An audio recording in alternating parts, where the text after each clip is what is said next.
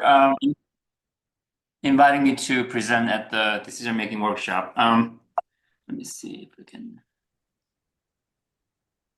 So I'm going to first do a brief introduction to systematic reviews and then discuss how using systematic reviews can improve clinical and research decisions. In 2007, about 4,000 systematic reviews were indexed in Medline, which was far less than non-systematic reviews, case report, and clinical trials. But the number of systematic reviews indexed in Medline increased by more than 7 times to 29,000 in 2019.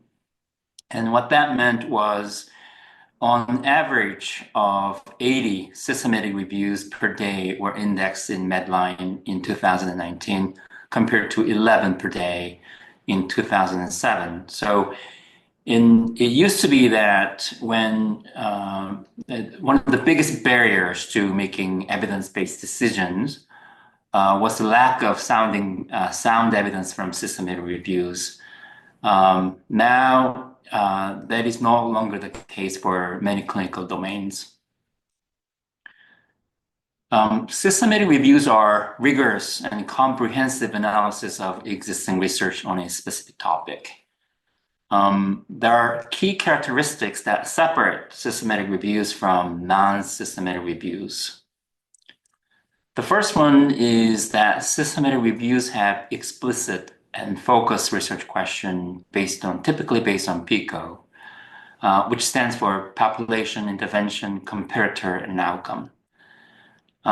Is oral transdynamic exit effectively reducing serious blood loss in following vaginal delivery is an example of focused question based on PICO, whereas non-systematic reviews might have much broader questions like what are available treatment for postpartum hemorrhage?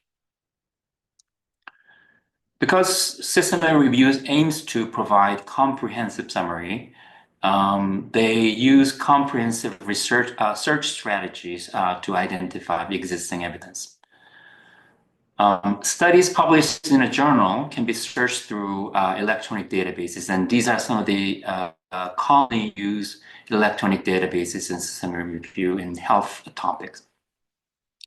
PubMed is a freely available biomedical database managed by US National Library of Medicine.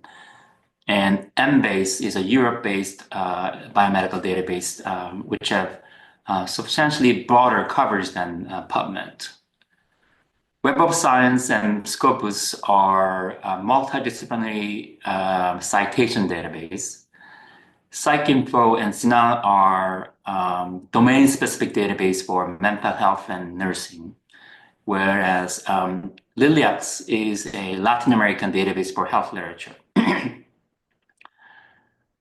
For many review topics, it is also necessary to search for unpublished studies because not all studies will be published in a journal. Can anyone guess what percentage of randomized controlled trials are ever published in a journal? 5%? 5%? Yeah, that's my guess. It's a bit better than that. So about 50% of randomized controlled trial ever conducted will be published in a journal. So if you only search for published randomized controlled trials and summarize them, you will be missing nearly half of randomized controlled trial results.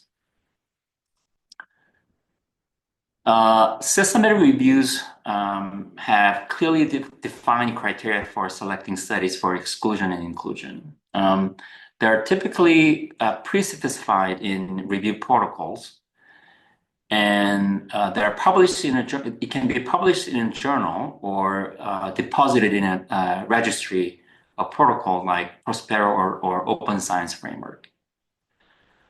Having explicit selection criteria and making them transparently available to readers, prevent researchers from cherry-picking evidence, and to support their argument, which is quite common in non-systematic reviews.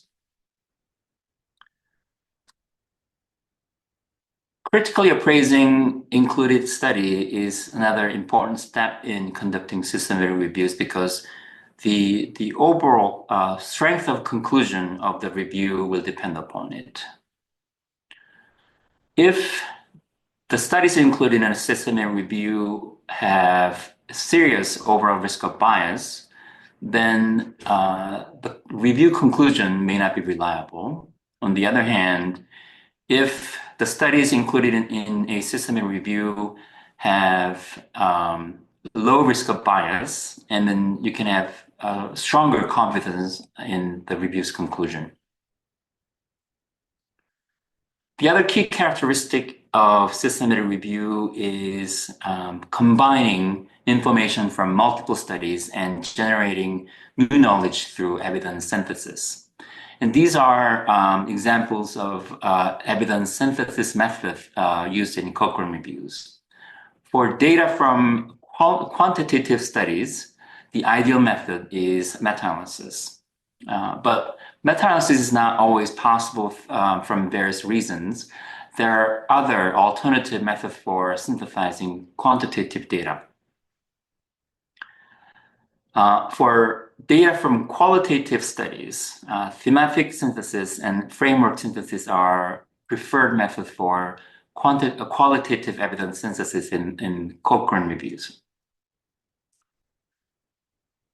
Systematic reviews and meta-analysis are not the same, and a systematic review can be done without a meta-analysis, and the meta-analysis can be done without a systematic review, although they are often done together. Jong-Wook, can I ask quick questions about your Sure. last slide and the very last point? I think it's important. So you mentioned about systematic review is unbiased. And then to me, I think that this is a little bit overstatement of the systematic review in a two ways that systematic review is only good as it gets to have like available evidence or the number of studies you are actually able to pull together. As you mentioned, like half of RCTs is not published. So sometimes if you're not able to access to it, just like there is a missing data. And then second things, systematic review of the studies, but if studies included in a systematic review are biased, then basically combinations of like biased studies still gonna be biased. So I know you claim is systematic review is unbiased, and then to me, it's a better than obviously non-systematic approach, right? But it's hard to say like it's unbiased. So I'd like to hear your thoughts on that. Yeah, your comments are all correct. So systematic reviews aim to produce unbiased and reliable assessment. It's their aims, but like you're saying, said that there are many ways that systematic reviews can produce biased and unreliable assessment of the evidence. In fact, one of the very active research at the moment is quantifying redundant systematic reviews and biases in system reviews. So yeah, your comments are correct. There are many different types of reviews, as you can see here, but I want to mention one type of review called living systematic review because this is along with automation of systematic reviews using AI, this is a very hot topic at the moment. Living systematic review is a systematic review continually update that are continuously updated with relevant new evidence as it becomes available. This has become very popular through COVID pandemic because it was necessary to produce up-to-date evidence from systematic review, and as new evidence from individual study emerged, it was necessary to incorporate in the systematic review and disseminate it. Meta-analysis results are often presented in a forest plot. In this forest plot, the blue line and boxes represent the results from individual studies. And the meta-analysis results, combining the results of individual studies, is represented in the green diamond. The name forest plot originates from the resemblance between the lines in the forest plot and the trees in the forest. Heterogeneity is an important concept, and it is a degree of differences between included studies. There are two sources of heterogeneity. One is random sampling error, and the other is a true differences in studies related to things like population, intervention, comparators, and outcome.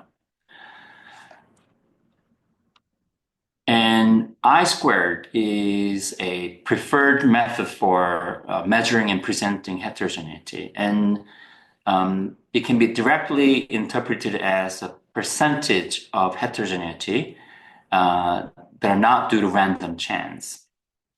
So 51% heterogeneity, I-squared of 51% means that the 51% of heterogeneity in this meta-analysis was not due to random chance and due to true differences between studies. One important thing about heterogeneity is that when there is substantial heterogeneity, it is important and necessary to investigate and explore the sources of heterogeneity using techniques like subgroup analysis and meta-regression analysis. Publication bias is another important concept, and it can happen when studies are published based on their results. Like we talked about the randomized control trials only getting published 50% of the time. When there are many studies with a negative result that are unpublished, the results of meta-analysis will be incomplete and will be a biased reflection of true body of evidence. This publication bias is important because when it is detected, it can be a serious threat to the validity of a meta-analysis. I want to briefly mention and explain cumulative meta-analysis because we're going to be reviewing the result of several cumulative meta-analysis today. In cumulative meta-analysis, each time a new study becomes available, the meta-analysis is updated by including the results of a new study. So for example, this green box represents the results of a single study. And the second box represents the results of meta-analysis of these two studies. And then third box represents the meta-analysis of these three studies. So cumulative meta-analysis is especially useful in illustrating how the evidence evolves over time. So that was a brief introduction to systematic reviews, and now I'm going to discuss how using systematic review might improve clinical decisions and what can happen if you don't.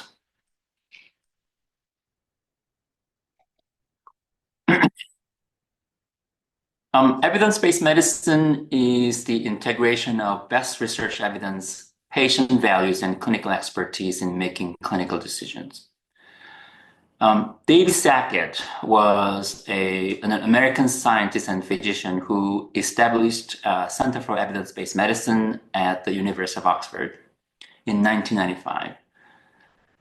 Around the same time, maybe a few years earlier, the very first Cochrane Center opened in Oxford. And the rise of evidence-based medicine movement and the adoption of systematic reviews in clinical and policy decisions were closely related to each other throughout their development from the very beginning. For many clinical decisions, the best evidence is typically a form of systematic review. For example, for treatment and screening decision, the best evidence is a systematic review of randomized controlled trials. For diagnostic decision, the best evidence is systematic review of cross-sectional studies with consistently applied reference standards and blinding. So this is one of the reasons that the evidence-based medicine and the use of systematic reviews are closely related to each other. So what can happen when we rely on clinical logic rather than evidence from systematic reviews? Dr. Spock was an influential pediatrician who recommended placing babies to sleep on their stomach in the book titled Baby and Childcare. This recommendation was based on logical thinking that if babies vomit, they're more likely to choke on their vomitus when they sleep on their back. In 1965, 9 years after Dr. Spock recommended putting babies to sleep on their stomach, the first study suggesting harms of this position was published. But globally, more than 50 million copies of this book was sold, and putting babies to sleep on their stomach had become standard in hospitals and at home until Back to Sleep campaign began in 1994 in the United States. And this was after the publication of a few more studies suggesting this position might be harmful. But it was not until 2005 when the first systematic review and meta-analysis was published, showing that this position, sleeping position, was associated with 4.5 times higher risk of sudden infant death syndrome. So if a systematic review had been conducted earlier, we would have known the risk associated with this position, and many infant deaths could have been prevented. So this example shows that even well-intended logical thinking still need to be verified using evidence from systematic review to prevent unnecessary harm to patient. What about relying on experts' recommendations? And this paper examined discrepancies in meta-analysis and expert recommendation found in textbooks and review articles. For thrombolytic therapy in patients having heart attack, there were sufficient and consistent evidence already existed by 1970s. While many experts considered thrombolytic therapies as experimental and did not mention in their recommendation. After publication of 3 meta-analyses, experts began recommending routinely using thrombolytic therapy in patients having a heart attack. On the other hand, many experts recommended routinely using lidocaine to prevent arrhythmia for patients having a heart attack, while meta-analysis have never shown the benefit of prophylactic lidocaine. So again, this example demonstrates that relying on expert recommendation without confirming that from evidence from system review can lead to incorrect clinical decision and potentially harms to patient. Is a single study enough for making decisions? And short answer is usually no. Usually no. The Cochrane logo is based on a forest plot of one of the very first Cochrane review that showed a significant benefit of using corticosteroid in reducing baby's death in preterm delivery, while many of included studies in this forest plot did not show benefit. So one of the reasons that we cannot rely on single studies in making confident clinical decision is because these studies are rarely large enough to produce reliable evidence, and it is often needed to assess the results from multiple studies. But there are many barriers to using evidence from systematic review. The figure on the right is a concept map from a qualitative interview study with primary care clinicians, illustrating the clinicians rely on evidence unrelated factors in making clinical decisions because they're unfamiliar with and they don't trust and find it challenging to use evidence from systematic reviews. Because there are many barriers of using evidence from systematic reviews, and clinicians tend to follow guidelines, and guideline might be another attractive way of promoting evidence from systematic reviews and improving clinical decisions. Institute of Medicine defines clinical practice guideline as statements that include recommendation intended to optimize patient care that are informed by systematic review of evidence.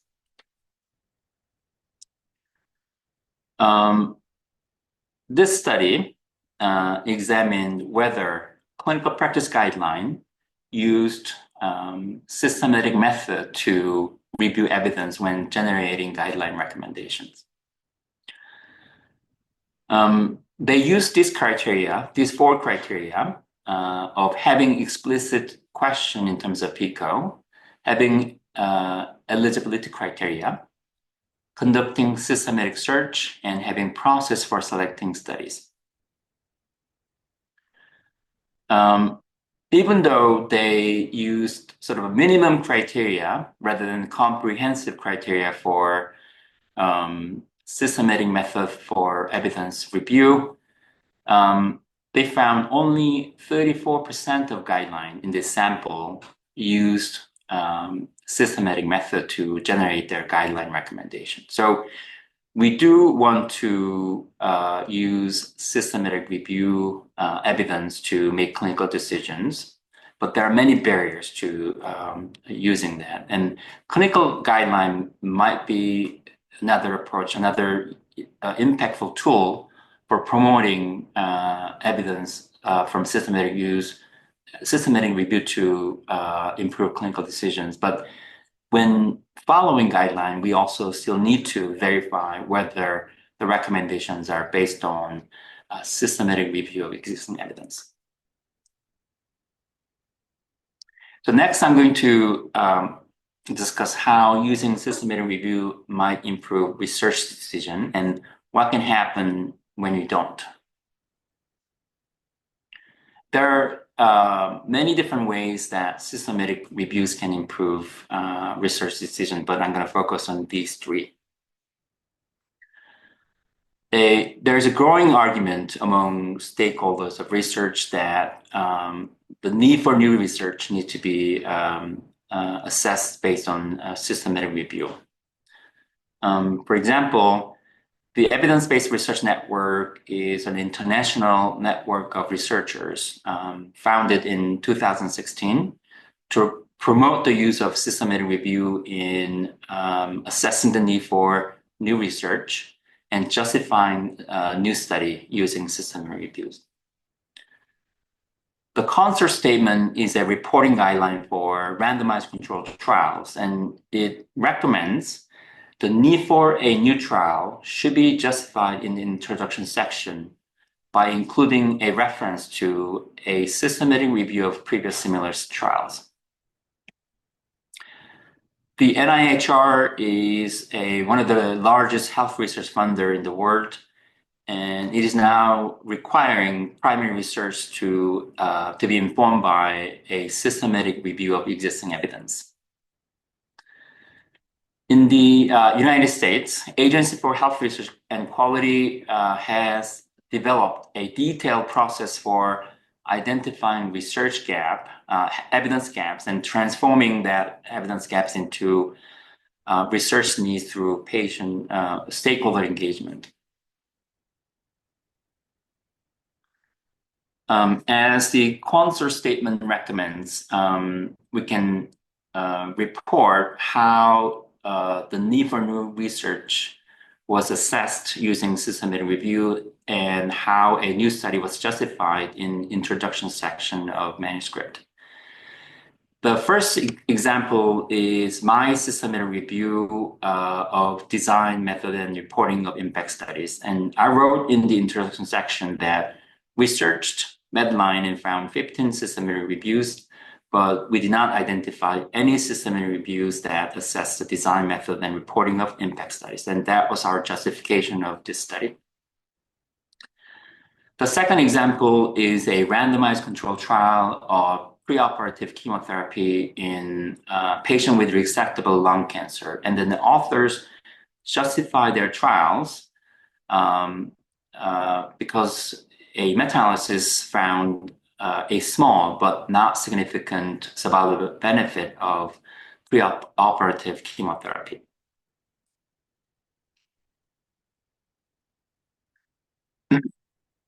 Mike Clark and colleagues have been following and evaluating whether authors justify the need for a new study by citing a systematic review since 1997. They used the sample of randomized controlled trials published in Annals of Internal Medicine, BMJ, JAMA, Lancet, and New England Journal of Medicine in the month of May.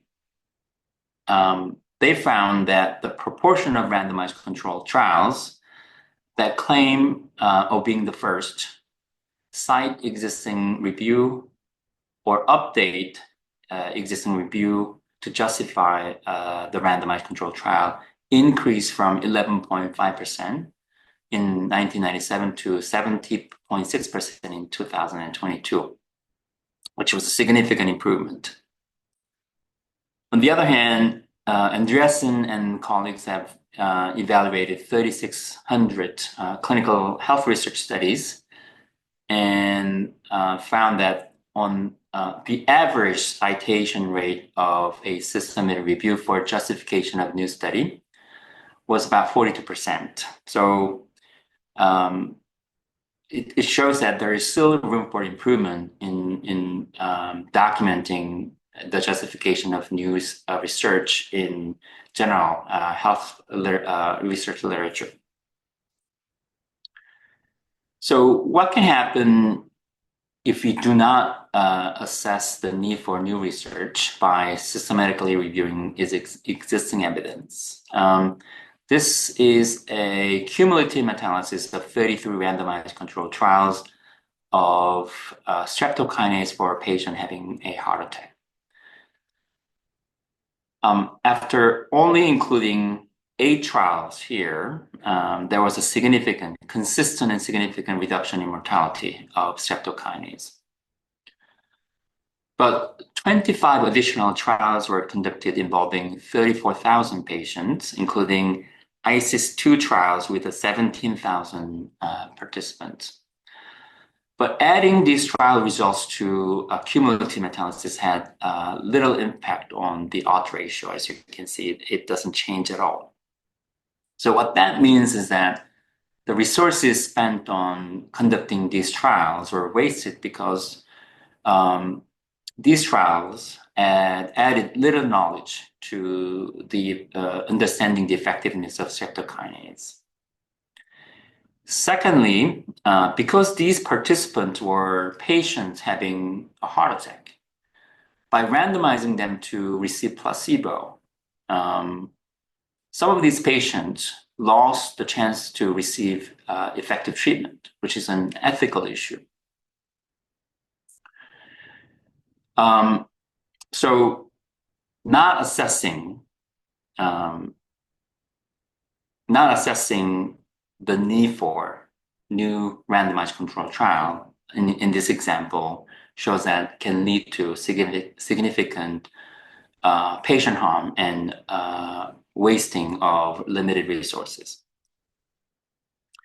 This is another example by GI and colleagues, and they analyze over 2,500 randomized controlled trials of statin therapy for patients with coronary artery disease conducted in China.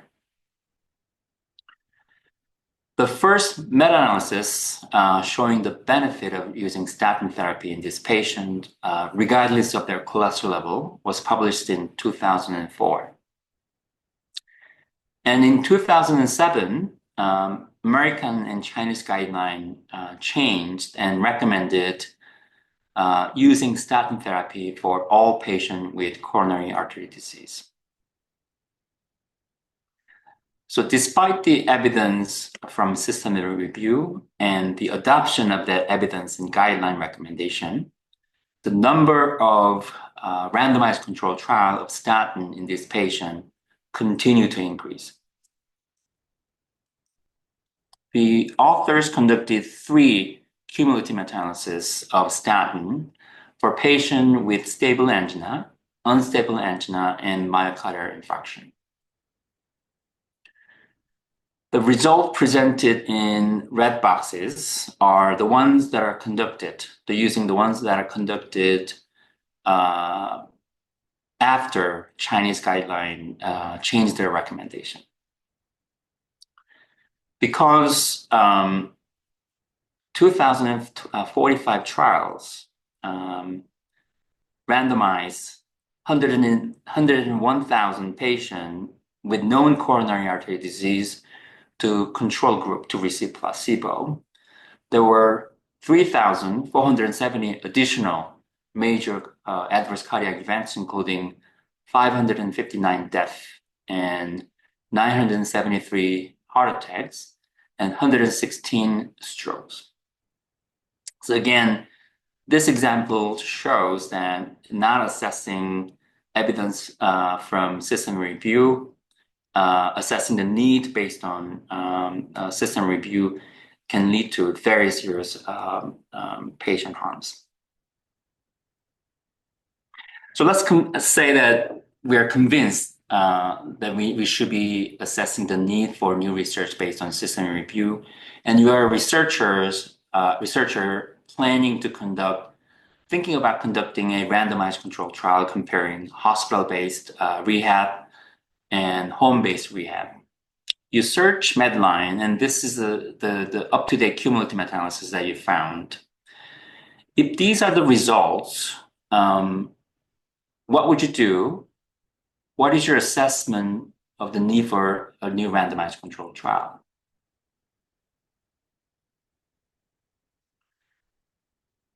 Some might interpret these results as trending towards statistical significance and decide a new randomized controlled trial is needed. Others might interpret these results as evidence of no benefit because confidence interval of meta-analysis always include the line of no difference and conclude no randomized controlled trial is needed any longer.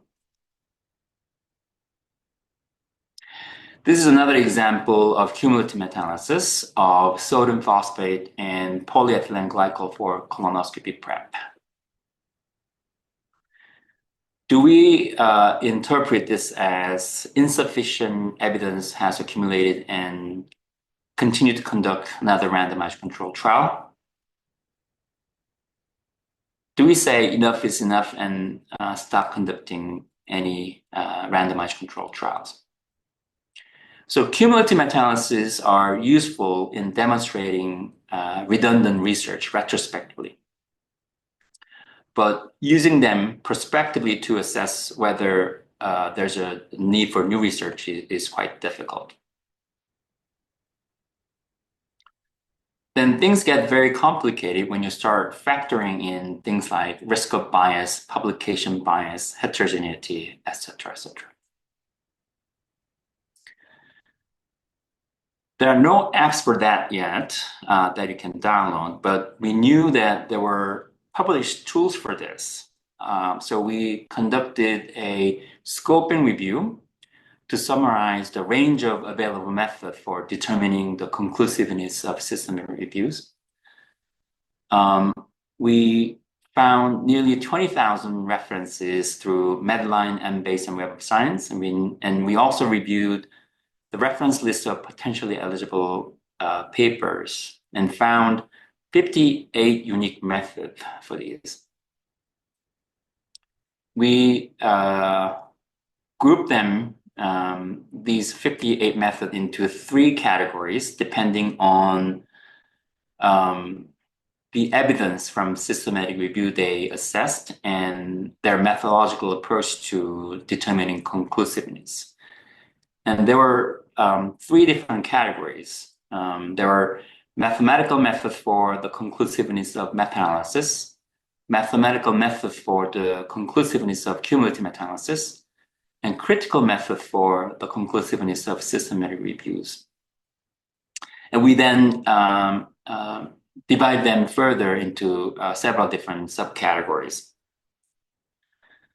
Our plan is to make these results available online at the website of the Evidence-Based Research Network so that researchers can search the registry and find the method that suit their needs. And we're also preparing a handbook for evidence-based research, which will provide some useful practical advices for researchers who want to assess the need for new research using systematic reviews. I want to mention trial sequential analysis as one of these examples of this method. I would not say that trial sequential analysis is the better, more effective method than others, but this is definitely one of the most frequently used methods for determining conclusiveness in health literature. The meta-analysis presented in this forest plot shows that intensive glycemic control for patients with type 2 diabetes significantly reduces myocardial infarction with relative risk of 0.85 with significant p-value of 0.004. But as you have seen in the examples from cumulative meta-analysis, these results, even significant meta-analysis results, can evolve and change as more studies are added to the results.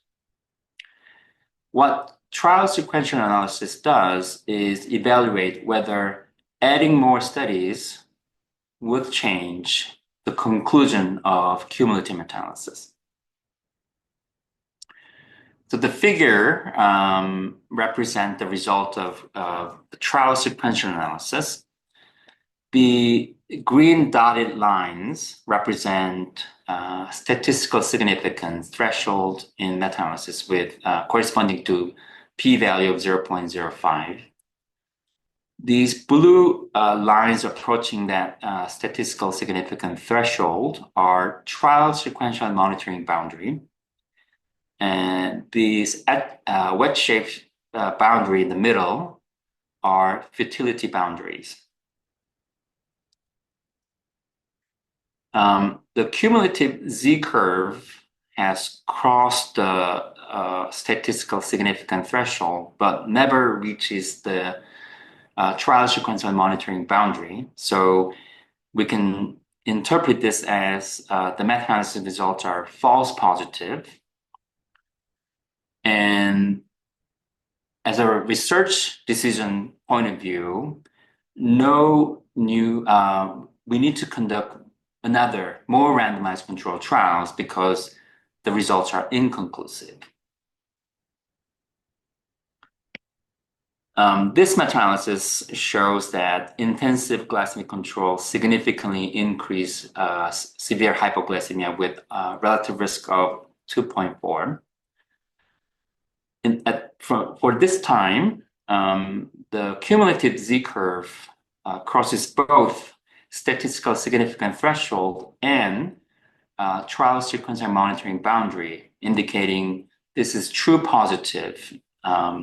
So from research perspective, we can conclude that no new randomized control trial is needed. This is another example.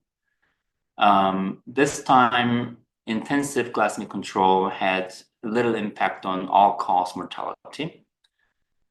The cumulative Z-curve remain between a statistical significant threshold, but it crosses futility boundary. So we can conclude that this is true negative, and we can conclude that a new randomized control trial is not needed.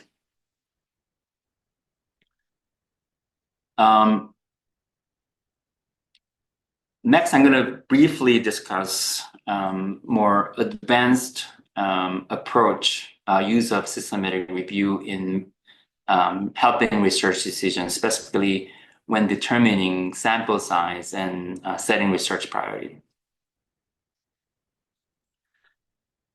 Conventionally, when a sample size can be determined based on power needed for a hypothesis test.